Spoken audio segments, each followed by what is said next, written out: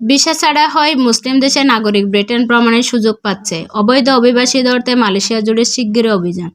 বিস্তারিত জানতে ভিডিওটি শেষ পর্যন্ত দেখুন। 6টি মুসলিম দেশের নাগরিকদের জন্য ভিসা ছাড়া ব্রিটেনে ভ্রমণের সুযোগ দিচ্ছে যুক্তরাজ্য সরকার। দেশগুলো হলো জর্ডান, সৌদি আরব, সংযুক্ত আরব আমিরাত, কুয়েত, ওমান ও বাহরাইন। 2024 সালের 22 ফেব্রুয়ারি থেকে যুক্তরাজ্য প্রবেশের জন্য এসব দেশের নাগরিকদের ভিসার প্রয়োজন হবে না। এর বদলে শুধু একটি ইলেকট্রনিক ট্রাভেল অথরাইজেশন (ইটিএ) লাগবে, যার আবেদন করা যাবে মাত্র 10 ইউরোতে বা 1200 টাকায় বাংলাদেশি টাকায়। চলতি বছরের শুরুর দিকে 2025 সালের মধ্যে দেশের সীমানা ডিজিটাইজেশন ও পর্যটকদের অভিজ্ঞতা উন্নয়নের ঘোষণা দেয় ব্রিটিশ সরকার। এই ঘোষণার অংশ হিসেবে জিসিসি 6 দেশ এবং জর্ডানের জন্য এই সুবিধা চালু করা হলো।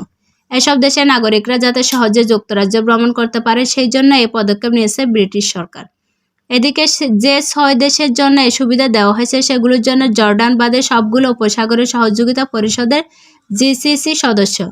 জিসিসির আরেক সদস্য দেশ কাতার আগে থেকে এই সুবিধা পেয়ে আছে। দেশটির নাগরিকরা 2023 সালের 15 নভেম্বর থেকে ইটিএ ব্যবহার করে যুক্তরাজ্যে প্রবেশ করতে পারছে। নতুন নিয়ম অনুযায়ী মাত্র 10 ইউরো দিয়ে এসব দেশের নাগরিকরা যুক্তরাজ্যের ট্রাভেল পারমিটে আবেদন করতে পারবেন। এই অনুমতি নিয়ে তারা 2 বছর পর্যন্ত United kingdom of great Britain অবস্থান করতে পারবেন। যুক্তরাজ্যের অর্থনীতিতে উপসাগরীয় দেশের পর্যটকরা বেশ গুরুত্বপূর্ণ। 2022 সালে এসব দেশ থেকে 7,90,000-এর বেশি পর্যটক দেশটিতে ভ্রমণ করেছেন। আর যুক্তরাজ্যে অবস্থানের সময় তারা 200 কোটি ব্রিটিশ পাউন্ড খরচ করেছেন।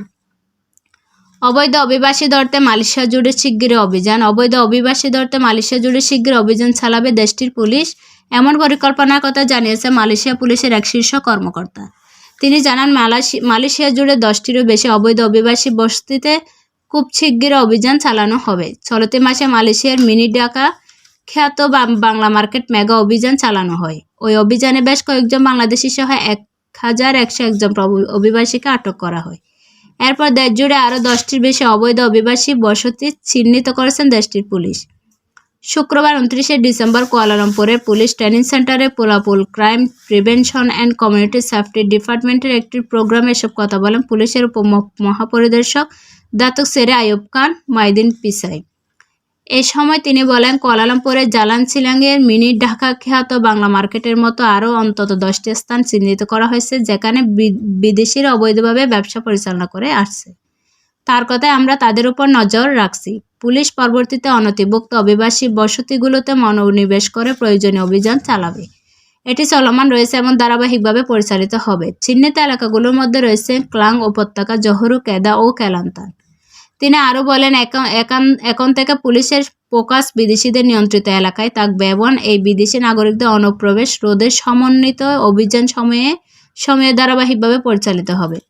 ওই পুলিশ কর্মকর্তা আরও বলেন, জনগণকে বুঝতে হবে যে মাঝে মাঝে আমরা ইমিগ্রেশন ডিটেনশন ডিপোতে নিয়োগের ক্ষেত্রে সীমাবদ্ধতার মুখোমুখি হই।